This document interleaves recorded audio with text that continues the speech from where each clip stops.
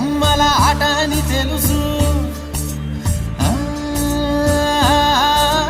కథ అని తెలుసు, కథ అని తెలుసు, కథలన్నీ కంచికే చేరునని తెలుసు, తెలుసు తెర తొలుగుతుందని, తెలుసు తెల్లారుతుందని, తెలుసు ఈ కట్టె పుట్టుకుమంటదని, తెలుసు ఈ మట్టి మట్టిలో కలిసిపోతదని. ఇన్ని తెలిసి ఇరకాటంలో పడిపోతావు ఎందుకని? మాయ